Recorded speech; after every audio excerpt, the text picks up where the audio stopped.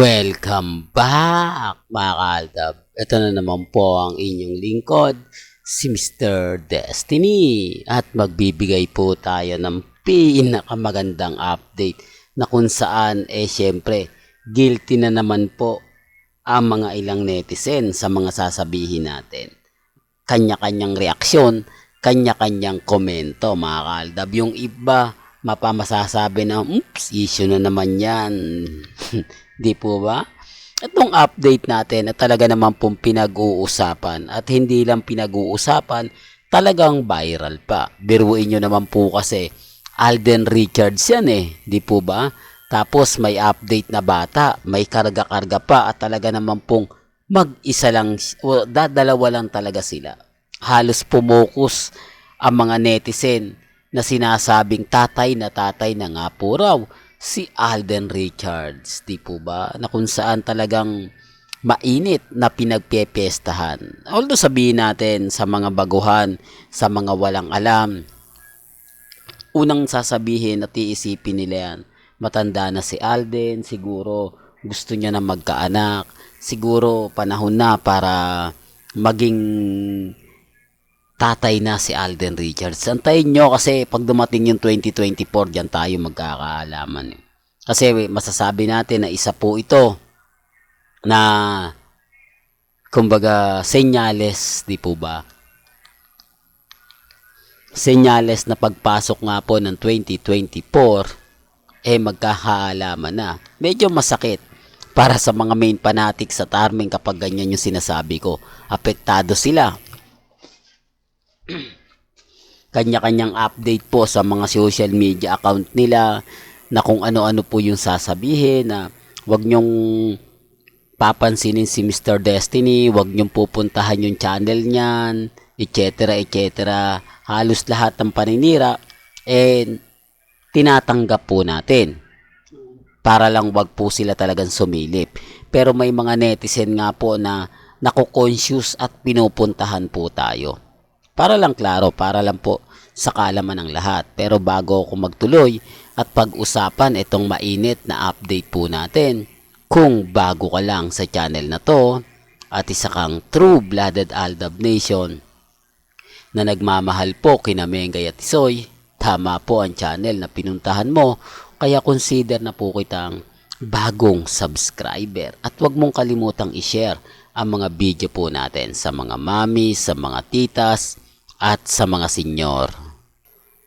Ere-remind ko lang po sa mga dumadaan at sa mga baguhan sa channel ko na ngayon lang pong bumibisita, lahat po ng mga ina-update ko, lahat po ng mga pinapaliwanag ko, talaga naman pong updated to.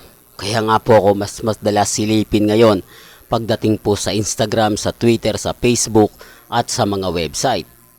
Ako, kampante ako mga kaaldab na hawak pa lang ni Alden, gamay pa lang ni Alden, huli na po natin. Kasi hindi naman po madali ang pagkarga kung wala ka ng experience. Hindi porket, kayang-kayang buhatin yan.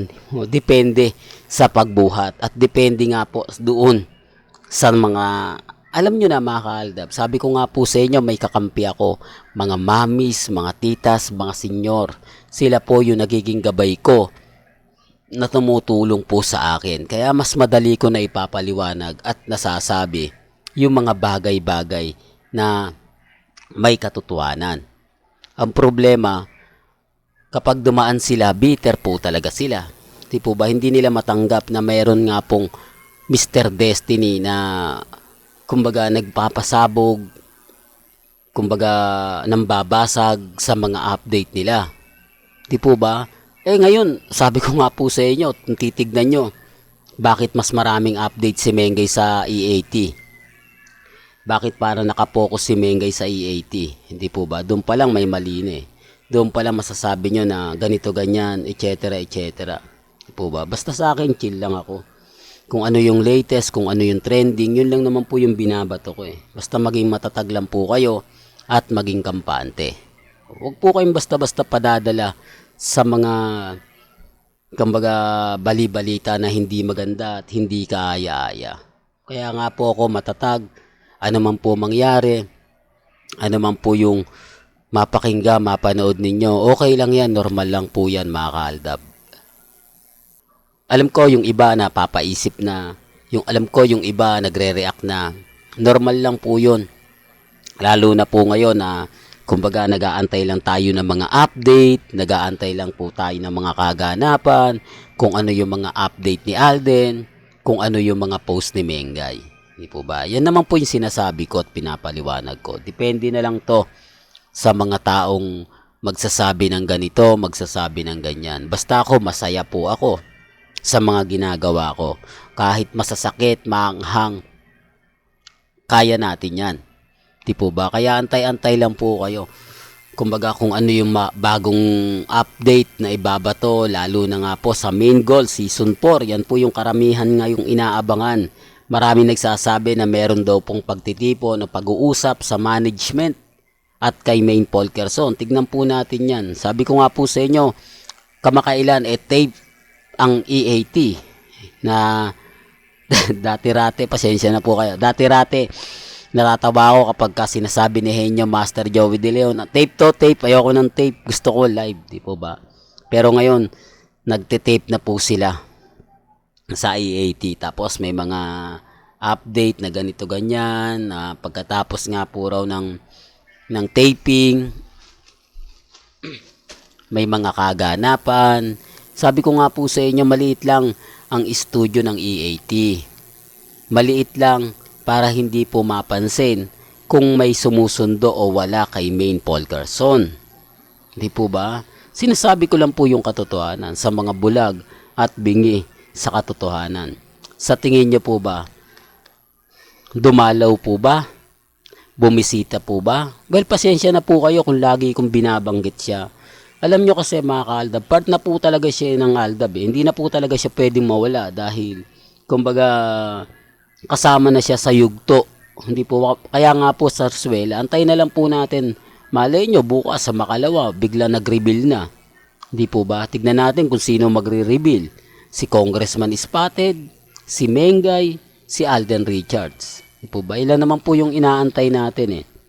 Kaya nga po, nagtitrending yung mga bagay-bagay na mapapaisip po kayo. Sa punto na yan mga kaaldab, update lang po ang sinasabi ko rito, mga kaganapan.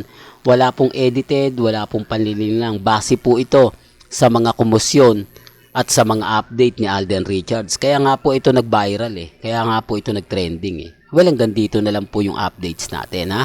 Kaya kung gusto nyo pa po ng pinaka-latest at sariwang update, abay tumutok lang po kayo dito sa channel ni Mr. Destiny para updated po kayo sa mga bagong video po na ilalabas po natin maya-maya lang. Hanggang sa muli, salamat po sa panonood at pakikinig.